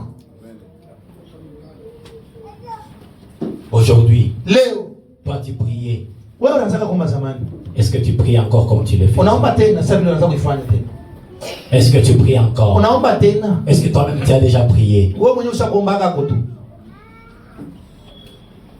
Tu visitais les gens. Unataka kutembelea watu. Est-ce que tu le fais encore? Unafanyaka kwa tena. Est-ce que tu le fais? Unatembelea kwa tena bantu. Est-ce que tu jeûnes encore? Unafungaka tena vyakula. Est-ce que tu te réveilles encore la nuit pour prier? Ushiku. Unaamka tena joko. Est-ce que tu as une journée de la semaine consacrée au Seigneur? Unaanza tena siku moja mwa juma ile ushakutoa kwa Bwana. Une journée, un seul jour. Siku moja tu bure. Essayant de prier pour tout le monde. Kupima hapo kuombea bantu bote. Et à la fin, 40 000 et quelques personnes attendaient qu'on prie pour elles. Na kesha bantu 40,000 wamesimama pale bila chungu na baombee. Voyez-vous, Mnoneni je n'ai pas pu. mishikufike. Mais on pouvait prendre un groupe par ici Banaweza kubeba mkonje pa kwao et aller dans les bois. na kwenda mumamiti mule. On pouvait prendre un autre groupe par là Tunaweza kubeba mkonje ngine kutokea et on allait dans le bois. na kwenda tena mumamiti. Des prédicateurs priaient. Bahubiri banaanza kuomba. Même les prédicateurs aujourd'hui, Hata bahubiri ils leo ne lisent plus la parole. basomake tena neno. Ils ne lisent plus. Kusoma basomake. Avec le système de recherche, Na mambo ya kutafutisha hii ils tapent seulement les mots pas internet anapiga tu pop sans se consacrer. bila hata Ils montent à la chair. anapanda ile mimbari. Nous, quand on commençait le ministère, il Je n'y avait pense pas que- d'internet. Il n'y avait pas de téléphone Android. Tukage na Android masimu hii. On lisait. Tunaanza ndio kusoma mapapier. Qui nous aide jusqu'à Oui, on lisait. Tunaanza kusoma tena leo. Et on allait chercher des brochures. Tunaanza kwenda kutafuta mautepe. Les gens ne lisent plus. Bantu basome tena. La grande apostasie. Utombozi kubwa. Des prédicateurs priaient pour les gens Mahubiri wanaanza kuombea bantu. jusqu'à ce que ceux-ci reçoivent le baptême du Saint-Esprit. Tena pale hao watu wanapokea ubatizo wa Roho Mtakatifu. Les gens ne se reposaient pas Bantu abakwanza kupumzika hata jusqu'à ce qu'ils recevaient le Saint-Esprit. tena pale wanapokea Roho Mtakatifu. Toi, tu ne l'as pas encore reçu. Sasa wewe hayaipata. Tu te reposes comment? Unapumzika je? Comment tu t'es déjà reposé? Sasa unapumzika je? La grande apostasie. Utombozi kubwa. Amen. Amen. Amen. Amen. Amen. Jude, chapitre 1er. Jude kifungo kile cha kwanza. C'est juste un seul chapitre là-bas. Ni kifungo tu kimoja tu bure pale. Commençons depuis le 3e verset. Kanza kistari kile kia tatu. Gide, c'est avant le livre de l'Apocalypse. Jid ni mbele ya kitabu kia Ufunuo, Et Apocalypse, c'est le dernier livre de la Bible. na Ufunuo ni kitabu kia mwisho kia Biblia. Le verset 3, on peut aller, continuons. Kifungo kia tatu tunaweza kusoma na kushuka. Bien-aimés, Bapendwa, alors que j'ai désiré vivement vous écrire au sujet de notre salut commun, na pale naweza kupenda kwa roho wote mzima kumiandikia kwa wokovu ya shibote, je me suis senti obligé nilishikia mwenye kusukumiwa de vous envoyer cette lettre kumitumia hii barua pour vous exhorter ndio kumikankamisha, à combattre pour la foi ndio mpikanishe kwa imani qui a été transmise au sein une fois pour toutes. ile ilipewa kwa watakatifu kwa mara moja tu. Car il sait qu'il est parmi vous certains hommes Lakini kunaingia katikati yetu watu fulani dont la condamnation est écrite Bali. depuis longtemps, hukumiwa ya hapo kisha kuandikiwa tangu zamani, des impies batu babuchafu qui changent la grâce de notre Dieu en dérèglement. bali bana badilisha neema ya Mungu wetu mu mambo ya buchafu, L'apostasie, kukatala wala utombozi c'est le fait de renoncer à la foi. ni kukatala imani yako. Ici, Gide Hapa Jid nous exhorte à combattre. hebu tukatamisha tupikanishe, Combattre parce qu'il y a quelqu'un qui veut vous arracher ce que vous avez. upiganishe ndio mtu anataka akunyang'anye kile wewe uko nacho.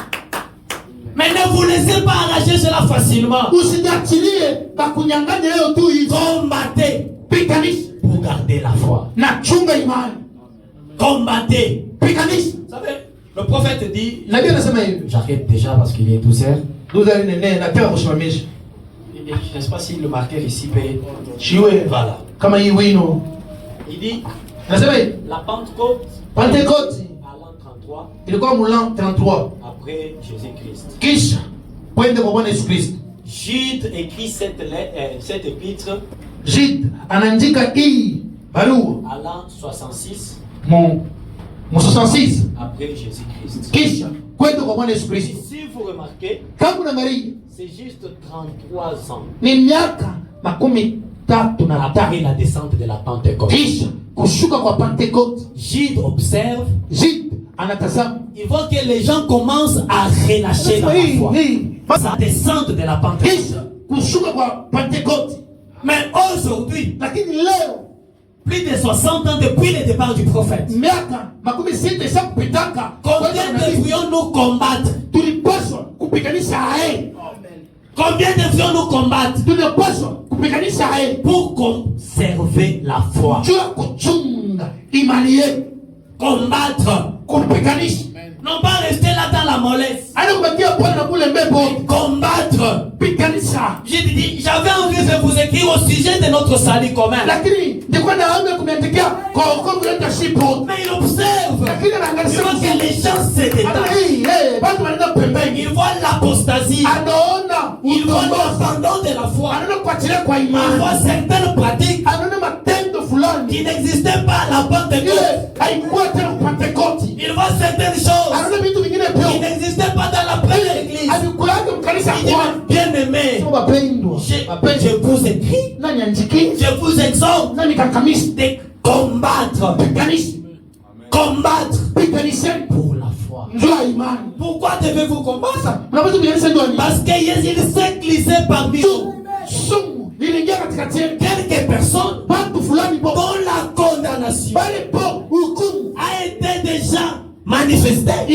isa kuonekana kitu Des impies bachafu baba changent la grâce de notre na Dieu banabadilisha neema ya Mungu wetu en dérèglement. inakuwa mambo mabaya.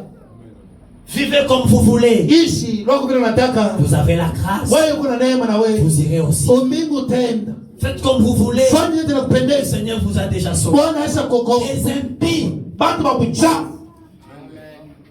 Mais c'est là vous devez prendre des précautions. Na unapaswa kubeba mipango. Vous devez combattre. Unapaswa kupiganisha. Vous devez combattre. Unapaswa kupiganisha. Combattez pour garder la foi. Piganisha ndio kuchunga imani. Parce qu'il y a des prédicateurs Huku mahubiri bane bo. qui prêchent pour leur intérêt. Hebu nabidi ndio faida yako. Vous allez perdre la foi. Utapoteza imani.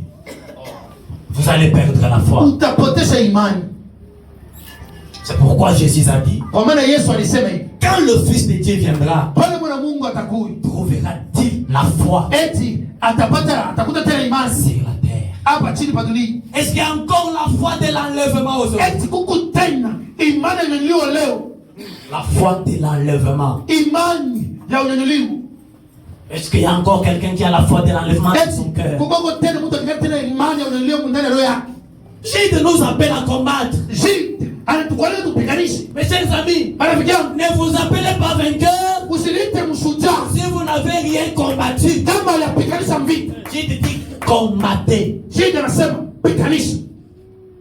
Combattez Piganisha pour garder la foi. ndio kuchunga imani. Sur ce chemin de la vie, Mudi njia ya maisha yetu. beaucoup vont glisser et vont tomber. Bamingi bataterezeka na batanguka.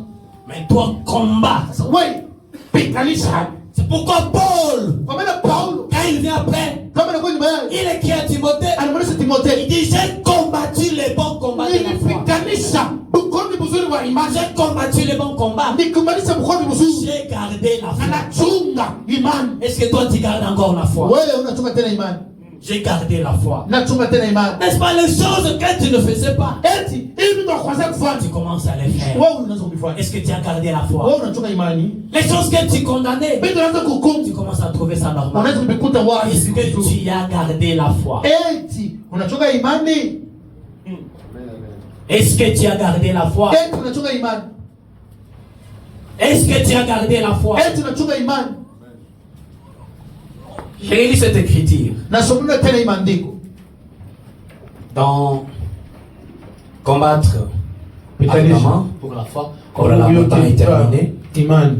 je lis plutôt Nasoma ce que j'avais lu. kile ndisoma tena. Combattre ardemment pour la foi Kupikanisha nguvu sana ndio imani. qui a été transmise au sein une fois pour toutes. Ile ilipewa kwa matakatifu kwa mara moja tu. Le paragraphe 8. Kifungo kyake kya munani. Et comme Paul, Na sawa Paulo je pense à lui, na muwaza yeye couché là, mwenye kulala pale quand ils sont venus, ils lui ont dit, pale wanakuya banamusema ce petit juif au petit nez crochu, ada huyu Muyuda huyu couché là dans une prison, mwenye kulala enchaîné de chaînes aux chevilles et tout. mwenye kufungia mnyololo mikono na Et yote. Paul a dit, Na Paulo eh nasema bien, mzuri, certains prêchent Christ par intérêt. pengine bila Kristo kupitia faida, Par intérêt. kupitia faida, Et d'autres égarent d'autres disciples. na pengine tena bena epusha mbali wanafunzi wengine. Cela commençait à s'organiser Ile ikaanza kufuatia sawa matengenezo, et on avait des grandes organisations et autres. na tukaona matengenezo ingine na vyote vinabaki. Amen. Amen. C'est pourquoi nous devons combattre Kwa maana tunapaswa kupikanisha, pour garder la foi. njoo kuchunga imani, Garder la foi de l'enlèvement. kuchunga imani ya unyanyulio. Est-ce que tu as encore la foi dans ton cœur? Eti kuna imani ndani ya roho yako. Pose-toi la question Ujiulize pendant que je termine. pale mimi namaliza, Je dois arrêter par cette écriture. napaswa kusimamia pa hii maandiko 1 Timothée chapitre 6, 1 Timotheo kifungo kile cha 6 le verset 12. kifungo kile cha 12. C'est Paul qui écrit à Timothée, il dit, Paulo anamwandikia Timotheo anasema hivi, combat les bons combats de la foi. kumbana bukomvi buzuri, bukomvi bwa imani, Saisis la vie éternelle na shika amen uzima wa milele à laquelle tu as été appelé yenye ulikualikwa, et pour laquelle tu as fait une belle confession na ndani yayo ulifanya kukiri kuzuri en présence présence d'un grand nombre de Wow. témoins.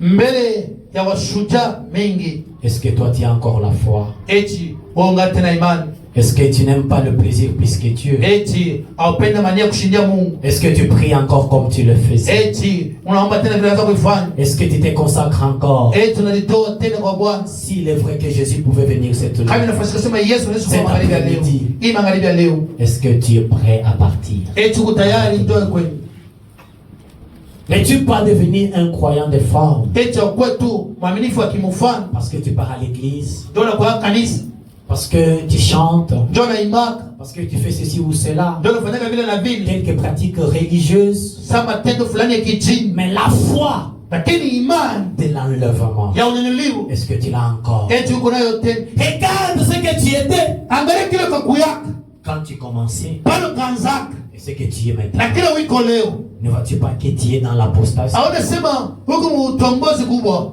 pendant que nous inclinons nos têtes? pale tunanamisha vitu yetu, Méditons sur cette parole-là.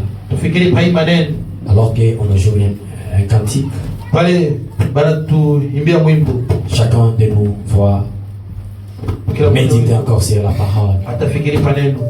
Où en es-tu ce soir Uko wapi? Unafikia wapi magharibi dans ya ta leo foi? ndani ya imani yako? Car il s'est glissé parmi nous Njoo kuningia katikati yetu certains hommes bantu wengine dont la condamnation est écrite depuis longtemps, mbele hukumu isha kuandikiwa kwao tangu zamani, des impies bantu ba uchafu changeant la grâce de notre Dieu en dérèglement. banabadilisha neema ya Mungu wetu Mungu chao. Mais toi, Lakini we combat kombani pour la foi. njuu ya imani, Si tu ne combats pas, kama upikanishi le peu que qui te reste, na kidogo inakubaki ça va encore te dissiper. na itasungurika Toi, itapotea. mon frère, Wewe ndugu yangu, si tu ne te ressaisis pas, kama ulishike les peu qui te restent, yote kidogo inakubaki ça va être prise encore. na bataibeba yote. Combat Piganishi les bons combats. bukomi vizuri, Garde la foi. chunga imani, Ne sois pas dans la distraction, usibaki mkuleni car les jours sont mauvais. ndio mashiko kwa mubaya. Pendant que nous jouons le cantique, Pale tunaimba mwimbo, chacun de nous doit parler au Seigneur. kila mmoja wetu ataongea na Bwana. Dites au Seigneur, Mwoneshe Bwana, c'est le moment où la grande apostasie est dans les églises. ni wakati utongozi kubwa buko Je ne veux pas être prise là-dedans. shipende banikuta na mimi mule Je ndani, veux revenir à toi. napenda kurudia kwako. Je reviens, Seigneur, Narudi Bwana comme l'enfant prodigue. sa mwana mpotevu, Et j'ai l'intérêt pour les choses de niwe na Dieu. faida vya vitu vya Mungu. Je vais revenir. Narudi